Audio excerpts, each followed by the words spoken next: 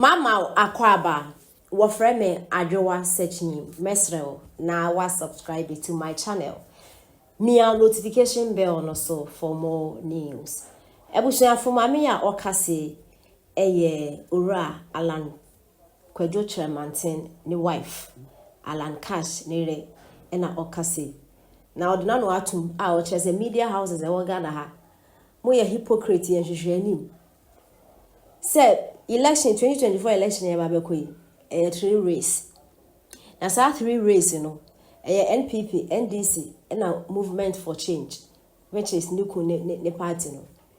Any radio stations na TV stations sorry NPP and NPP and NDC one bonuku ne party ni di mana. Mami itresa mo bonuku ne party ni di o mo bonuku ne party ni di o Nuku no be the first NDC the second na NPP are. Yenti mama mi e de etuja. Alliance. Oh, na chase say kra Mr. who a journalist. But radio stations be wo ha. Omo ye programs kra. Yembo afafranto din. And so still I mean, we are for all. And no na me can but e bi wo ho a. E bi wo ho a. Yebo NDC, ni abo MPP. Ti se ne omo pe na wo. Na me pese me kan ne. E mo bi hu say. Say ye pay, yempel. Election see, a 3-horse race. A Alan. Nam di ba first because minim so no na enkunim die be ne de. Ansana NDC, former President Mahama. Ansana pacho mebo. Who the cap fits, let them wear it. Okay. Ansana.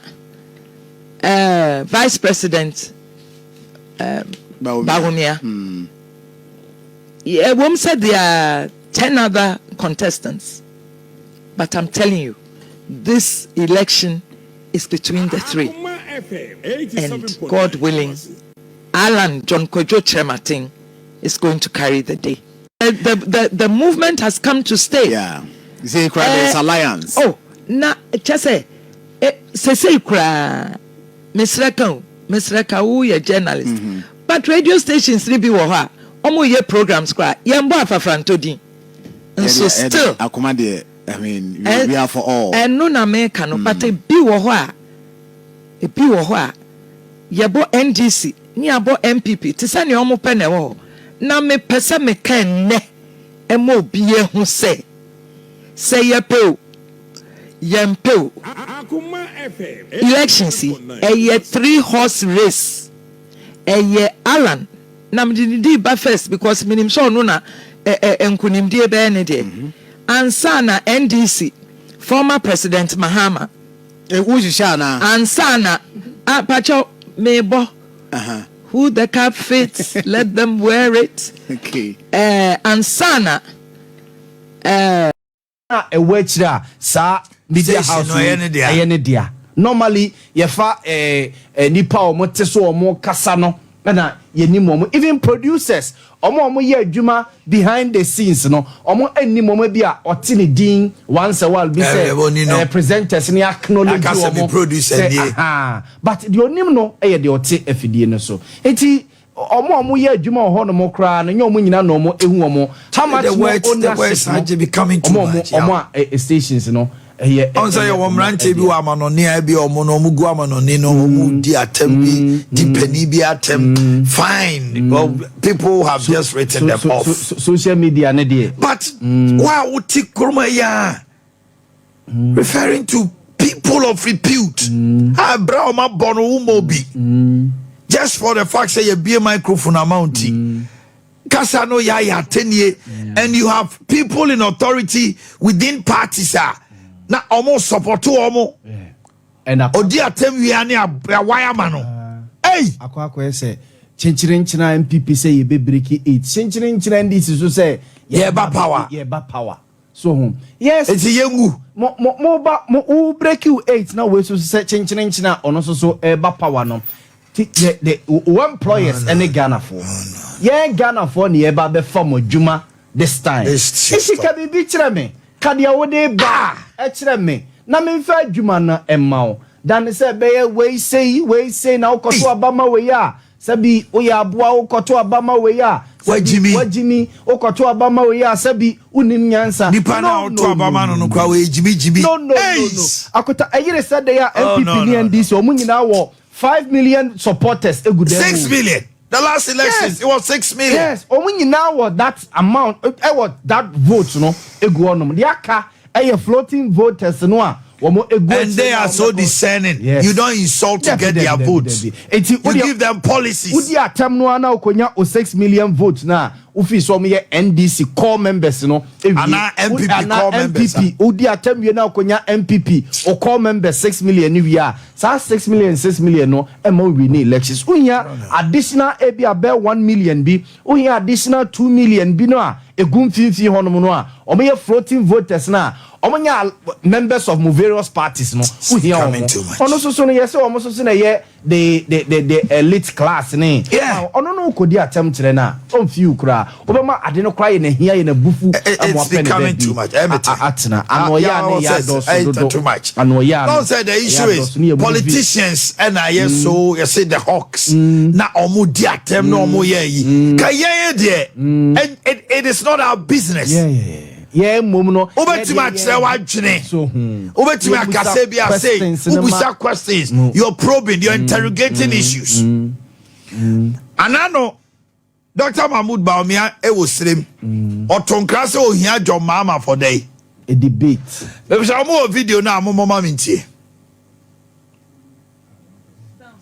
yes yentie to a date with John Menshia ya tuaba sa first ba ne bumbako in the church sa delegates for no e bi tuaba nya dai enye enti ama experience ya dai e wo hono na media de meka ne se obia obontoa se ye ntuaba ma no eye kwasiada enhwe se kasefi anase bia kasebubro bia nyeden empimfi na no nyeden emba no correct because obi anim say abato de eye tefrawe ase wa mutua ezo de odaya inti se oma kasefi bi epiefi wa no ba na se unua ekoko wania ebasa o koni nchen krasi ase ye nkabo mu anase bia reconciliation na bibi ese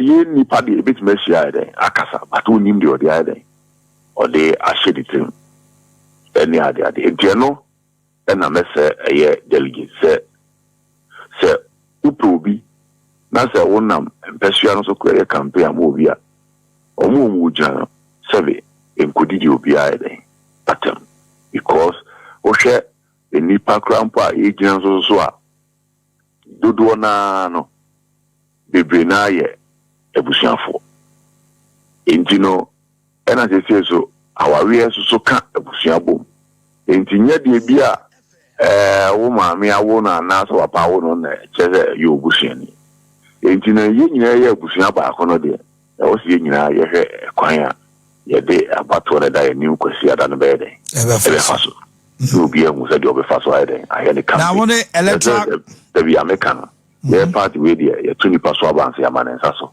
ye toba ni wi a wa be nya dodo no na je se wo na esi ahemfo ne ye da epewo na se omo a sebe omo be lusu no so no omo so etima ye den ababe bo ye nyina abonto a ye etima ye den ekura tumi mu okay na mo ne electoral commission din komo no bibia de na kwa wo ma hihye bibia kama omo mbeto aba no ma hu so bia ye krado Oma he ya bibia enra ini a police wide Asia any electoral commission so ide Asia just ye bibia ide egua kwa ma kirese kwesi ara ya krado se betoba Chairman Richard Oforiata meda wase na yesre otwedi ampon se oma bibia anko wano na eda no duru ha de nkunidin fata no party no e de amano meda se anopai Oma he me da se de bia mo makonya okay. The Richard Oforiata